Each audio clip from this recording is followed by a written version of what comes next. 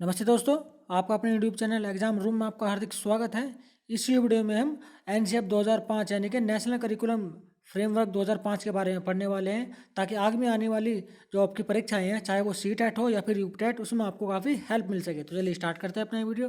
यहाँ पर देखिए, सबसे पहले देखिए इसके बारे में पढ़ लेते हैं। देखिए यहाँ पर लिखा है राष्ट्रीय पाठ्यचर्या की रूपरेखा यानी कि 2005, जिसे हम एनसीएफ 2005 यानी कि नेशनल करिकुलम फ्रेमवर्क 2005 का उद्ग्रहण जो हुआ है, वो रविन्द्रनाथ के टैगोर, देखिए रविन्द्रनाथ के टैगोर का जो निबंध है सभ्यता और प्रगति, देखिए सभ्यता और प्रगति से हुआ। ठीक है, तो इसका जो उद्धरण किया था रविन्द्रनाथ टैगोर का जो निबंध है सभ्यता और प्रगति से हुआ है। ठीक है, जिसमें लिखा है, देखिए जिसमें उन्होंने बताया है कि सृजनात्मकता आनंद उदार बचपन की कुंजी है। देखिए एग्जाम में ये पूछा जा सकता है आपके कि सृजनात्मकता आनंद उदार बचपन की कुंजी है, किसने कहा था? तो वहां पर हमारा आंसर होगा रविन्द्रनाथ टैगोर जी ने कहा था। ठीक है, आगे पढ़ते हैं। देखिए यहाँ से राष्ट्रीय पाठ्यचर्या की रूपरेखा 2005 के अनुसार संविधान की 8वीं अनुसूची में दी गई सभी भाषाओं में किया गया है। देखिए इसका जो अनुवाद है ना, संविधान की 8वीं अनुसूची में जो जिस भाषा है, 22 भाषाएं हैं संविधान की 8वीं अनुसूची में, 22 भाषाएं और 22 भाषाओं में ही ये सब जो है लिखा गया है। ठीक है, आगे यहाँ ध्यान दीजिएगा, यह विद्यालय शिक्षक का अब तक का न्यूनतम राष्ट्रीय दस्तावेज है, अब तक का सबसे न्यूनतम राष्ट्रीय दस्तावेज तैयार किया गया था एनसीएफ 2005। ठीक है,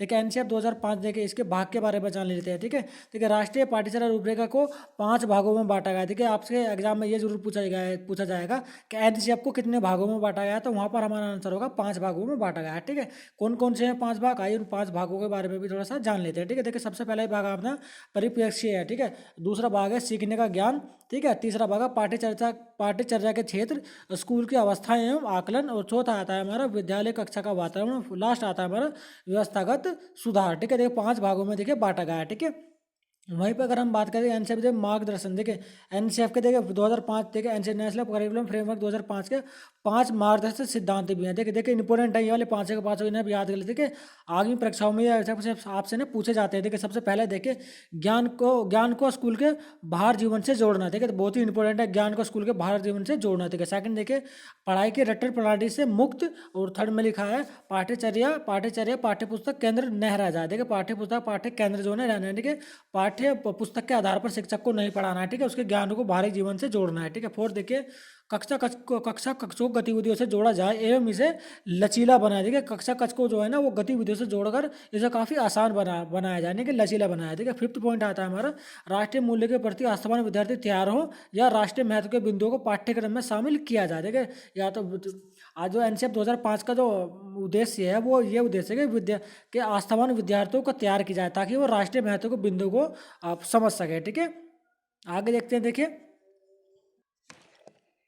देखिए दोस्तों, ये जो हमने 5 पॉइंट जो आपको बताए, देखिए एग्जाम के लिए बहुत ही इंपॉर्टेंट है। देखिए यदि आपको यकीन नहीं आता है, तो आप ना सीटेट के प्रीवियस ईयर के क्वेश्चन पेपर उठा के देखिए। देखिए उनमें आप पाएंगे जो जितने ये जो 5 मार्गदर्शन है ना, इन्हीं से देखिए 5 क्वेश्चन बनते हैं। जी हाँ, हर एक ऑप्शन में क्वेश्चन पूछे जाते हैं। ठीक है, यदि आपको यकीन ना हो तो सीटेट के प्रीवियस के क्वेश्चन पेपर जरूर उठा के देखिए। पाँचों के पाँचों मार्गदर्शन से 5 ही क्वेश्चन बनते हैं आपके। ठीक है, और हर एक क्वेश्चन में देखिए ये 5 ही ऑप्शन में होते हैं। ठीक है, चलिए आगे देखते हैं। देखिए इस वीडियो में देखिए आगे देखिए हम बहुत कुछ पढ़ने वाले हैं। ठीक है, वीडियो को अंत तक जरूर देखें, आज का ये वीडियो काफ़ी इंपॉर्टेंट होने वाला है। ठीक है, आपके सीटेट के एग्जाम के लिए खासकर। देखिए सिद्धांत के बारे में देखिए सिद्धांत के महत्वपूर्ण तथ्य, देखिए इस सिद्धांत के महत्वपूर्ण तथ्य क्या है उनके बारे में हम जान लेते हैं। सबसे पहले देखिए यहाँ से पढ़िए, एनसीएफ 2005 का मुख्य उद्देश्य जीवन एवं ज्ञान के मध्य की दूरी को कम करना था। देखिए एनसीएफ का जो मुख्य उद्देश्य था ना, वो उनका जो उद्देश्य था जीवन और ज्ञान के मध्य की दूरी को कम करना था। ठीक है, इसी प्रकार में बच्चों के विद्यालय जीवन को बाहरी जीवन से जोड़ना है। देखिए बच्चों के जो विद्यालय का जो ज्ञान है, उसे बाहरी जीवन से किस तरह से जोड़ा जाए, वो एनसीएफ 2005 में लिखा हुआ है। देखिए मोस्ट इंपोर्टेंट पॉइंट है। ठीक है, सीटेट में ये जो पॉइंट है ना, आपका डायरेक्ट लिखा गया है। ठीक है, डायरेक्ट पूछ लिया जाता है। ठीक है, इस तरह के ऑप्शन आपसे पूछे जाते हैं। ठीक है, देखिए इस वीडियो को अगर आप पूरा ध्यान से अगर पढ़ लेंगे ना, तो मैं गारंटी लेता हूँ कि 30 से ज़्यादा नंबर आप इसी एक वीडियो से अचीव कर सकते हैं सीटेट के एग्जाम में। ठीक है, अगला पॉइंट देखते हैं। देखिए ये वाला एनसीएफ 2005 को प्राथमिक शिक्षा में लागू किया गया था। देखिए सबसे पहले प्राथमिक शिक्षा में लागू किया था 2005 को, एनसीएफ 2005 को। ठीक है, आगे देखिए इस अधिगम प्रक्रिया के माध्यम से विद्यार्थियों को क्या था कि रटने की प्रणाली से मुक्त करना था। देखिए इंपॉर्टेंट पॉइंट है, ये पॉइंट पूरा याद कर लीजिए। ठीक है, ताकि विद्यार्थियों का चहुमुखी विकास होगा। देखिए यहाँ से देखिए एक क्वेश्चन आपका ये पूछा जाएगा। ठीक है, यहाँ से पूछा जाएगा, और एक क्वेश्चन आपका यहाँ से पूछा जाएगा। ठीक है, 2 क्वेश्चन इस एक पॉइंट से, देखिए इस एक पॉइंट से आपके 2 क्वेश्चन बन जाते हैं। ठीक है, ऐसे ही मैंने नहीं लिखा है कि एक वीडियो से आप 30+ नंबर अचीव कर सकते हैं। ठीक है, उसका मैं प्रूफ दे रहा हूँ, ठीक है। देखिए ये वाला, देखिए ये वाला और ये वाला, यहीं से आपको दो क्वेश्चन पूछे जाए, ये दोनों ही ऑप्शन जो ऑप्शन में मिलेंगे आपको, दोनों अलग अलग क्वेश्चन में, ठीक है। आगे चलते हैं। देखिए इस वीडियो में, देखिए इस वीडियो में देखिए बहुत कुछ पढ़ने वाले हैं, बहुत ही इंपॉर्टेंट वीडियो होने वाला है ये। अगला पॉइंट देखें, इसके अलावा शिक्षण अधिगम प्रभिबल, देखिए शिक्षण अधिगम जो प्रक्रिया जो है ना वो बाल केंद्रित है। देखिए आज की डेट में शिक्षण अधिगम प्रक्रिया जो है वो बाल केंद्रित है। देखिए एक क्वेश्चन आपका यहाँ से भी पूछा जाता है, ठीक है, बाल केंद्रित, ठीक है। वो हो ऐसी विशेष सामग्री का प्रयोग किया जाए जिसमें प्रभावशाली व्यक्तित्व का निर्माण हो। देखिए प्रभावशाली व्यक्तित्व का निर्माण हो, ऐसी शिक्षा प्रणाली बनाई गई है, ठीक है, वो बाल केंद्रित हो और प्रभावशाली व्यक्तित्व का निर्माण हो सके उस शिक्षा से, ठीक है।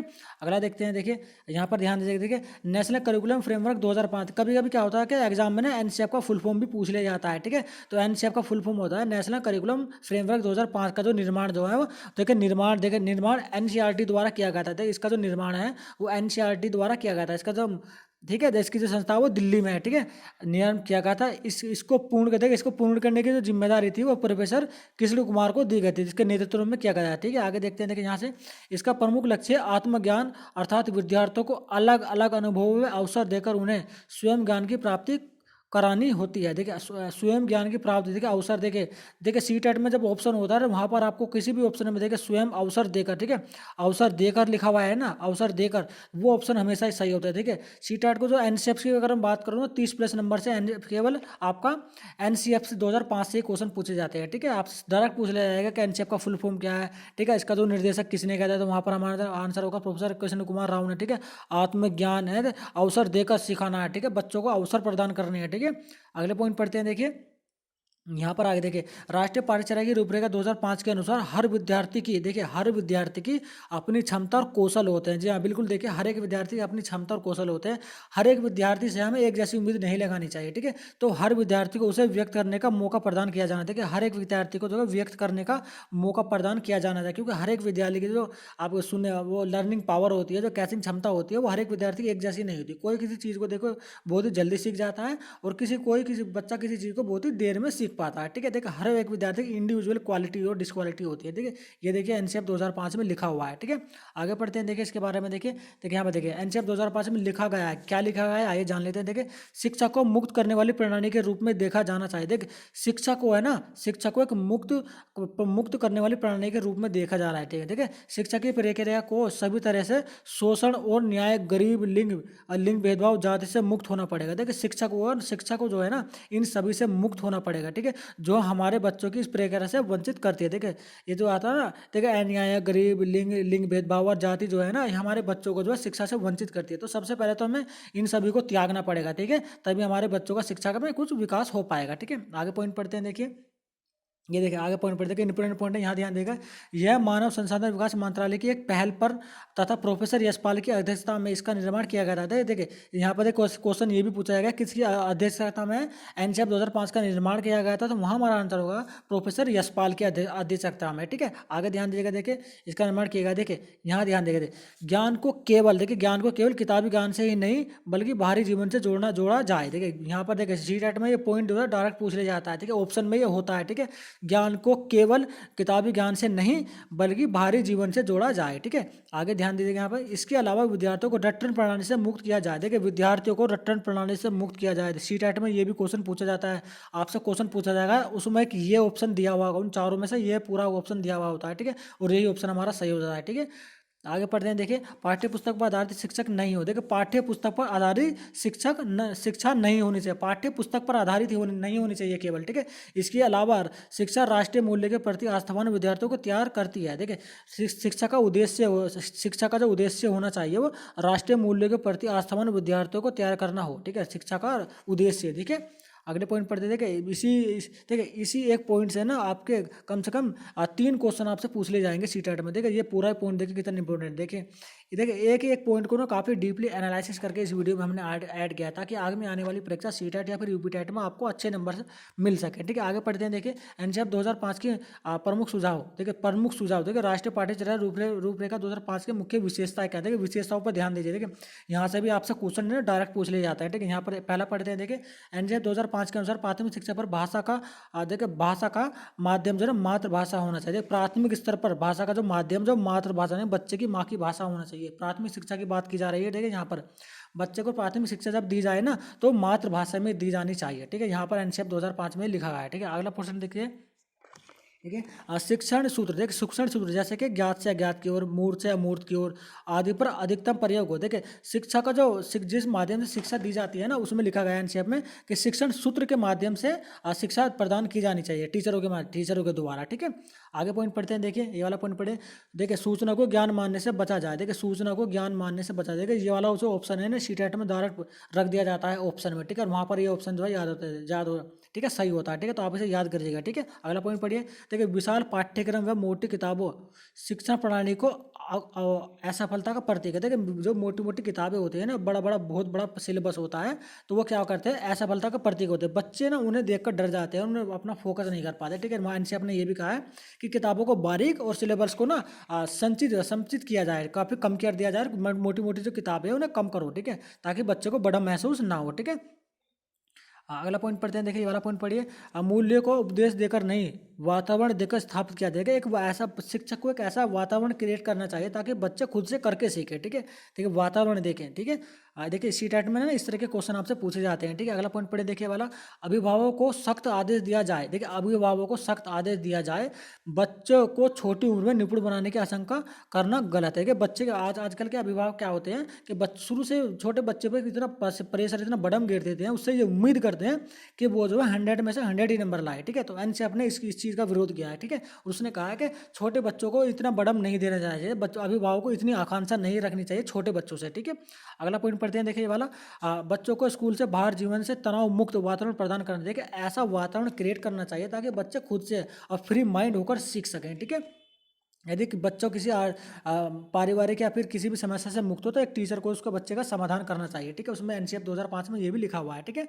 आगे पढ़ते हैं, देखिए अच्छे विद्यार्थी की धारणा में बदलाव, अर्थात अच्छा विद्यार्थी, देखिए अच्छा विद्यार्थी क्या है, देखिए अच्छा विद्यार्थी वह जो तर्कपूर्ण बहस के द्वारा अपने मौलिक विचार शिक्षा के सामने प्रस्तुत करता है। शिक्षा के सामने जो तर्कपूर्ण के आधार पर, ऐसा है कि आपने बच्चा कोई भी विचार कर रहा है तो आप उसका जवाब दे रहे हैं, ठीक है। तर्कपूर्ण आधार पर बच्चा अगर कोई क्वेश्चन करता है तो उसका आंसर देना जरूर पड़े, ठीक है। अगर देखिए खेल आनंद बाद, देखिए खेल आनंद के बाद सामूहिकता की भावनाओं के लिए है। तो खेल और आनंद खेल जो होता है ना वो सामूहिकता की भावना को बढ़ावा देने के लिए होता है, ठीक है। रिकॉर्ड बनाने के बाद तोड़ने की भावना को बढ़ावा नहीं देते। यदि किसी खेल में कोई बच्चा रिकॉर्ड बना देता है ना तो किसी सेकंड बच्चे को ऐसा नहीं तैयार करना चाहिए ताकि वो उसको रिकॉर्ड को ब्रेक कर सके, ठीक है। देखिए एनसीएफ 2005 में ये भी लिखा हुआ है, ठीक है। अगला पॉइंट पढ़ते, देखिए पुस्तकालय में बच्चों को स्वयं पुस्तक चुनने का अवसर। देखिए पुस्तकालय में ना बच्चा आजकल के स्कूलों में क्या होता है कि पुस्तकालय को बंद करके रखते हैं, ठीक है। उनकी अलमारियों का लोग लगा कर रखते हैं। देखिए एनसीएफ 2005 ने इसका विरोध किया है। उन्होंने कहा है कि आप पुस्तकालय को ना खुला रखें, ठीक है, ताकि बच्चे स्वयं से किसी भी पुस्तक को आकर पढ़ सके, ऐसे अवसर प्रदान करते हैं। देखिए ये वाला पूरा पोस्ट ये जो लाइन है वो डायरेक्ट वो सीटेट में पूछ ली गई है, ठीक है, ये वाली प्रीवियस ईयर क्वेश्चन पेपर में, ठीक है। और आगामी परीक्षाओं में भी इसकी पूछने के पूरी चांसेस हैं, ठीक है। तो ये वाला पॉइंट आप ध्यान दीजिएगा, ठीक है। अगले पॉइंट पढ़ते हैं, देखिए वाला सांस्कृतिक कार्यक्रम में मनोरंजन के स्थान पर सौंदर्य बोध को बढ़ावा देगा। आजकल के जो शो होते हैं स्कूल कॉलेजों में, ठीक है, उन्हें क्या होता है कि सौंदर्य के आधार को बढ़ावा दें, ठीक है। संस्कृति ऐसे कार्यक्रम को आयोजन करें जो संस्कृति से रिलेटेड है, ठीक है। एनसीएफ 2005 में लिखा हुआ है। आगे पढ़ते हैं, देखिए शिक्षकों को अकादमिक संसाधन व नवाचार आदि समय पर पहुँचाया जाए, ठीक है। शिक्षकों को क्या है कि टीचिंग जो टूल्स होते हैं वो शिक्षकों को समय से प्रोवाइड करवानी चाहिए, ठीक है। ऐसा भी कहा गया है एनसीएफ का कि शिक्षकों के पास कोई अच्छी सामग्री नहीं होती जिसकी वजह से वो बच्चों को सही से पढ़ा नहीं पाते, ठीक है। तो उन्हें भी पूरा किया जाएगा। अगला पॉइंट पढ़ते हैं, देखिए शिक्षण अधिगम परिस्थितियों में मातृभाषा का प्रयोग। देखिए शिक्षण अधिगम की प्रक्रिया जो होती है ना उसमें मातृभाषा का प्रयोग किया जाना है। देखिए इंपॉर्टेंट पॉइंट है, देखिए साहब याद कर लीजिए, शिक्षण अधिगम परिस्थितियों में मातृभाषा का प्रयोग किया जाना चाहिए, ठीक है। एनसीएफ 2005 में लिखा हुआ है। यहाँ पर देखिए सजा और पुरस्कार की भावनाओं को सीमित रखा जाएगा। देखिए यहाँ एनसीएफ 2005 में ये कहा गया है कि बच्चों को मारना पीटना डांटना, ठीक है, उन्हें रटना, ठीक है, किसी इंडिविजुअल विषय के लिए तैयार करना, ठीक है, इन सब ऐसे कोई भी नहीं करना चाहिए। अगर आप किसी को सजा देते हैं फिर उसको पुरस्कार देते हैं ना तो उसे देखिए सीमित रखना चाहिए, सीमित, ठीक है। यहाँ पर देखिए सीमित रखना चाहिए, ठीक है। अगला पॉइंट पढ़ते हैं, देखिए वाला पॉइंट पढ़ते हैं, देखिए समुदाय को मानवीय संसाधन के रूप में प्रयुक्त होने का अवसर देंगे, अवसर देने चाहिए समुदाय को क्या करना चाहिए, मानवीय संसाधन के रूप में अवसर देने चाहिए। ठीक है, अगला पॉइंट पढ़ते हैं, देखिए शांति शिक्षा को बढ़ावा, देखिए शांति शिक्षा को बढ़ावा, महिला के प्रति आदर एवं जिम्मेदारी को दृष्टिकोण विकसित करने का कार्यक्रम आयोजित करना चाहिए। यानी स्कूल कॉलेज में जो कार्यक्रम आयोजन किए जाने चाहते हैं तो उसमें क्या होता है कि शिक्षा शांति को बढ़ावा दें और महिला के प्रति आदर, ऐसे कार्यक्रम करने चाहिए ताकि विद्यार्थियों को महिला के प्रति जिम्मेदारी का दृष्टिकोण उत्पन्न हो सके। ठीक है, अगला पॉइंट पढ़ते हैं, देखिए देखिए देखिए ये वाला पॉइंट देखिए, ये बहुत ही मोस्ट इंपोर्टेंट पॉइंट है इस वीडियो को। देखिए बालकों के चहुमुखी विकास पर आधारित पाठ्यक्रम, देखिए चहुमुखी विकास। ठीक है, ये वाला ये जो वर्ड है ना, शब्द है, इसे आप याद कर लिए, चहुमुखी विकास। CTET में डायरेक्ट ये ऑप्शन में पूछा जाता है आपसे, 4 ऑप्शन दे देंगे और उसमें से ये ऑप्शन बिल्कुल सही होता है। ठीक है, 4 ऑप्शन में से ये लिखा है चहुमुखी विकास करना। ठीक है, अगला पॉइंट पढ़े, देखिए ये वाला, सभी विद्यार्थी हेतु समावेशी वातावरण तैयार करना चाहिए। देखिए समावेशी शिक्षा का भी जिक्र किया गया है एनसीईआरटी 2005 में। ठीक है, समावेशी शिक्षा का वीडियो यदि आपने नहीं देखा है तो उसे वीडियो को जरूर देखिए। समावेशी शिक्षा के बारे में काफ़ी डीपली एनालिसिस करके मैंने आपको पढ़ाया है। ठीक है, देखिए एनसीईआरटी 2005 में समावेशी शिक्षा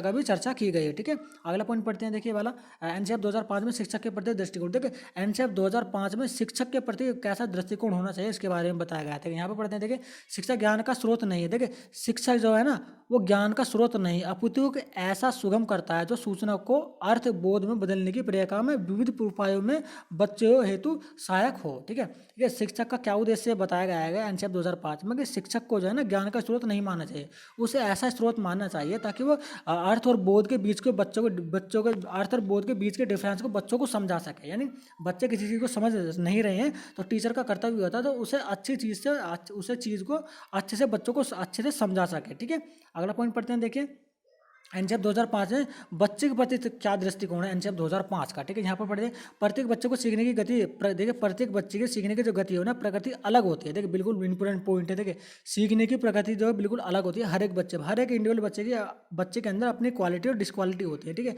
2 बच्चे एक जैसे माइंड के नहीं हो सकते, इसमें यह बताया गया है। ठीक है, सभी बच्चे सक्रिय रूप से पूर्व ज्ञान एवं उपलब्धि सामग्री गतिविधि के आधार पर अपने लिए अर्थ का निर्माण करते हैं। देखिए सभी बच्चे जो है ना उपलब्धि के आधार पर, गतिविधि के आधार पर अपने अर्थ का निर्माण खुद से स्वयं करते हैं। ठीक है, अगला पॉइंट पढ़े, देखिए ये हमारा वीडियो का बिल्कुल लास्ट पॉइंट है। देखिए काफ़ी एक पॉइंट काफ़ी, जितने भी ये पॉइंट है ना आप CTET के प्रीवियस के क्वेश्चन पेपर उठाकर एक पॉइंट से एक क्वेश्चन बनता है। ठीक है, ऐसे ही मैंने नहीं कह रहा हूँ कि इस वीडियो से आपके 30+ नंबर पक्के हो जाएंगे CTET में। ठीक है, मैं आज आपको यकीन ना हो तो CTET के प्रीवियस के क्वेश्चन पेपर आप उठाकर देखें, उसमें ये पाएंगे तो एक पॉइंट है ना ऑप्शन के रूप में आपको क्वेश्चन में मिलेगा। ठीक है, अगला पॉइंट पर देखिए भाषा के प्रति दृष्टिकोण कैसा है। देखिए बच्चों को भाषा समझने अभिव्यक्त करने की क्षमता जन्मजात होती है। देखिए बच्चे को जो भाषा को समझने की क्षमता और उसे अभिव्यक्त करने की क्षमता होती है ना वो बच्चे के अंदर जन्मजात होती है, जन्म से ही बच्चे के अंदर भाषा समझने की क्षमता होती है। ठीक है, देखिए दोस्तों ये वीडियो काफ़ी इंपॉर्टेंट रहेगा देखिए आपके लिए। ठीक है, देखिए यदि आपको लगता है कि इस वीडियो के माध्यम से आपकी थोड़ी भी हेल्प हो सकती है तो हमारे यूट्यूब चैनल